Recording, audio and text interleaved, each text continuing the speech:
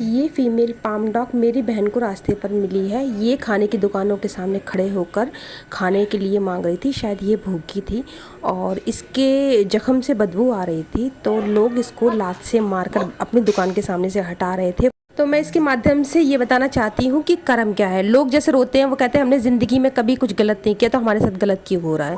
जैसे किसी के बच्चे घर से बाहर निकाल देते हैं या कोई दूसरा किसी के साथ दुर्व्यवहार करता है, तो वो क्यों करता है।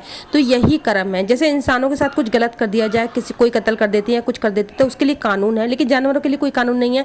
लेकिन ऊपर जो बैठा है ईश्वर, उसके लिए सब बराबर है। चाहे इंसान हो चाहे जानवर हो, वो सबके साथ न्याय करते हैं। अब ये किसी की पालतू डॉग है, तो उन्होंने जिन्होंने घर से निकाला है, तो उनका ये कर्म बना। हो सकता है बुढ़ापे में उनके बच्चे उन्हें घर से बाहर निकाल दें, तो फिर हम लोग तरस खाते हैं कि अरे देखो बच्चे ने कितना गलत किया उनके साथ। लेकिन ये कोई नहीं जानता, उनका पिछला अगर रिकॉर्ड निकाल कर देखा जाए, तो उन्होंने कुछ ना कुछ ऐसा किया होता है जिसकी वजह से वो आगे भोग रहे होते हैं। और जो लोग सुखी हैं, वो अपना पिछला जुड़ा हुआ धन खा रहे हैं। जो उन्होंने जो पिछले शुभ कर्म किए थे वो खा रहे हैं। वो जब तक जुड़ा है उनके पास, तभी तक वो सुखी हैं। नहीं तो उसके अलावा ये जिन जिन दुकानों पर खाने को मांग रही थी, तो समझ लीजिए कि ये इसके ज़रिए ईश्वर उन्हें कुछ सेवा दे रहे थे।